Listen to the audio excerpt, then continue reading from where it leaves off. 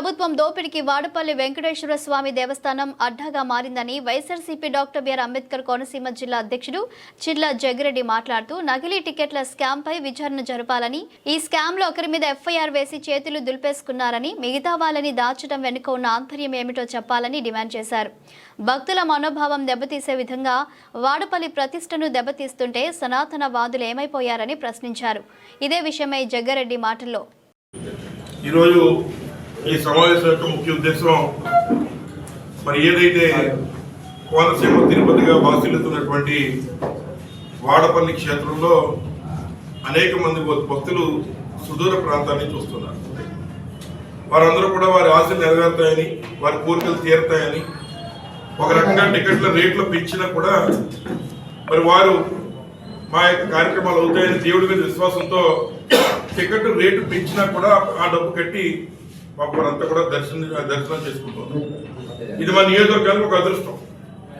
అటువంటి తరుణంలో మరి ఈ రోజున ఏదైతే ఏపీ రాష్ట్ర వ్యాప్తంగా ఒక వెబ్సైట్ ఉండి ఆ వెబ్సైట్ ద్వారా ఆన్లైన్లో టికెట్లు తీసుకునేటువంటి వెసులుబాటు ఇవాళ ఆంధ్ర రాష్ట్రంలో ఉన్నటువంటి అన్ని దేవస్థానాలకి ఉన్నాయి. కానీ అందులో ఉన్నటువంటి నిబంధనలు కూడా ఏమున్నాయంటే, ఏదైతే ఒక ఆన్లైన్లో ఒక టికెట్ ఇష్యూ చేస్తే మళ్ళీ దాని మీద ఇంకొక డూప్లికేట్ రాకుండా ఆ యొక్క సిస్టమ్ విధానాన్ని మరి పెట్టి నడుపుతున్నారు.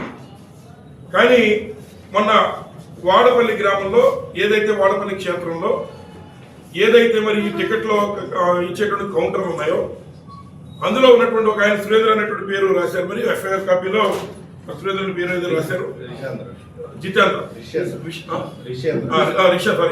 అనుమానం వచ్చి దాన్ని పట్టుకెళ్ళి కంప్లైంట్ ఇస్తే దాని మీద విచారణ నామమాత్రంగా చేసి అందులో ఏదైతే ఇంకా వెనుకున్నటువంటి అసలు పెద్ద చేపలు ఎవరైతే ఈ రిషేంద్ర చెప్పినటువంటి ఒక 4-5 పేర్లని నామమాత్రంగా పోలీస్ స్టేషన్కి 2-3 సార్లు తిప్పి కేవలం ఈరోజు ఒక్కతని మీద మాత్రమే పెట్టి మిగిలిన వాళ్ళు వదిలిపెట్టేసినటువంటి కార్యక్రమం చేస్తున్నారు.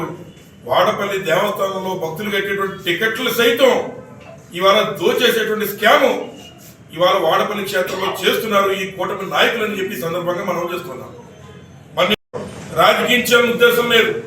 అనేక అంశాలు మరి వాడపల్లి విషయంలో వస్తున్నా దేవుని యొక్క ప్రతిష్ట దిగజార్చకూడదు అనేటువంటి ఒకే ఒక్క నైతిక విలువతో అనేక విషయాల్ని మరి మేము ప్రెస్ ముందుకు రాకుండానే కొన్ని ఆపిన సందర్భాలు ఉన్నాయి.